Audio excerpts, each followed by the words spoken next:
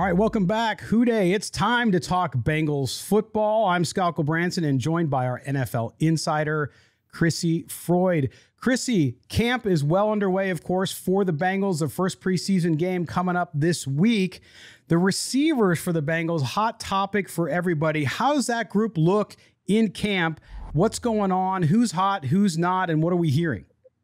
Yeah, I think based on all the reports coming out, this group is doing very well as a whole. And I think it's no surprise considering just how deep and talented they are. Ja'Marr Chase seems to be running this show. And as one of the team's top players looking at either side of the ball, honestly, this is not much of a surprise. And this, like I said, has been his show, even with the lack of Joe Burrow's presence. So we talk about the chemistry that these two built up and everything. And I mean, whenever you look at his abilities just as a wide receiver, it doesn't come as something shocking, but he's a guy who can play with anybody, can really hold his own, has really good technique on his routes, and is hard to cover. And I think that you get the sense that he looks even better than last year. Kind of had a sluggish start to rookie camp for however you choose to take that. But I mean, it's considering the success that he had last year, I think this is something to be even more excited about. Absolutely. I mean, beginning of last season, he did have some trouble catching the ball, but overall, the staff was not worried about it. Joe Burrow was not worried about it. Everybody seemed to be good. And in fact, he settled in and gave us some of the best moments of the 2021 season. If you look at Ja'Marr Chase, Crissy, his importance on that roster, talk about that and for this offense as a catalyst for this offense. And then where does he rank in the league? Is he now one of the top 3-4 receivers in the NFL?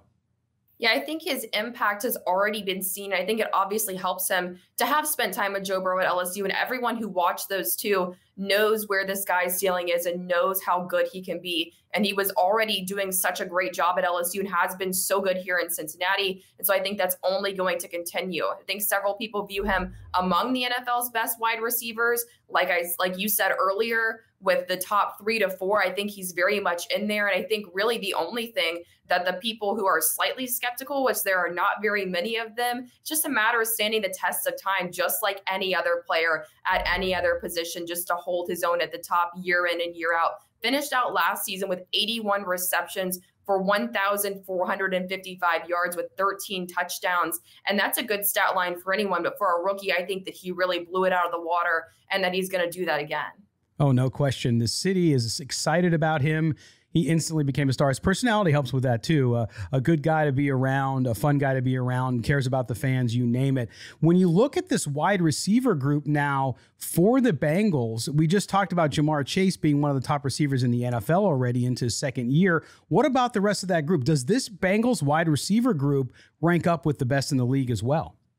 Yeah, they've been ranked as such. I've seen networks that have ranked this group as the best in the NFL, and I think that's accurate, just with the guys they have at the top and the promising depth behind them. And I think that if not, they're definitely still in most people's top 3 to 5 and probably toward the top. And so you think about Tyler Boyd, we've already mentioned Ja'Marr Chase and just how talented he is, and then T. Higgins, and it really just doesn't get much better than this. And when we look at the depth, you've got Stanley Morgan, Mike Thomas, Trent Taylor, obviously not as much of a big shot as those guys, but some promise there and some guys that you could probably trust to fill in whenever somebody does go down.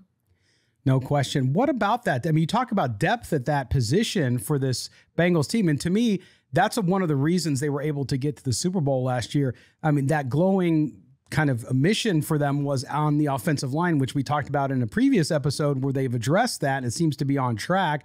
But this wide receiver group, if anybody goes down or anybody struggles, they seem to have that bench to be able to step in and keep that machine going. Yeah, I think depth at any position is extremely important, but I think it definitely is whenever you look at offensive line and then supporting cast like wide receivers. Because if you don't have a good offensive line, or if somebody goes down and you can't fill a spot, then you've got a major hole that's going to really affect how everything runs. Same thing if you don't have your number 1, number 2 guy, and then you've got a lot of unproven guys who are still learning the ropes.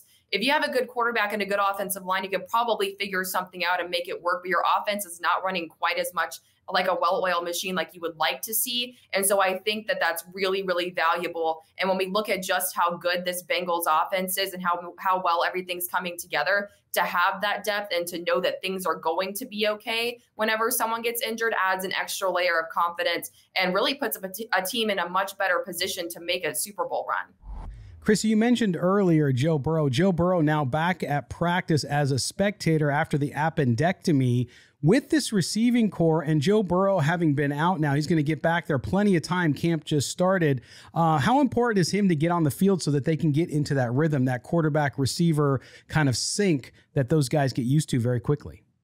Yeah, I think it's extremely important. Any opportunity that you have between a quarterback and a pass catcher to build chemistry is very important, and it's going to help your success on the field. But on the other side of the token, these guys are also learning to play with the backups and the other guys. And we've seen it before. Obviously, Joe Burrow can get injured. That's something that's happened and something that could be something they'll have to deal with at some point. And then it also just, I think, makes them better as a receiver, because obviously Joe Burrow is one of the top quarterbacks in the NFL. The Bengals backups are not quite up to par with his talent level. And so I think that it kind of helps them adjust a little bit, throws them a little bit of a curveball, if you will. But I think everyone's looking back, just looking forward to Joe Burrow getting back on the field.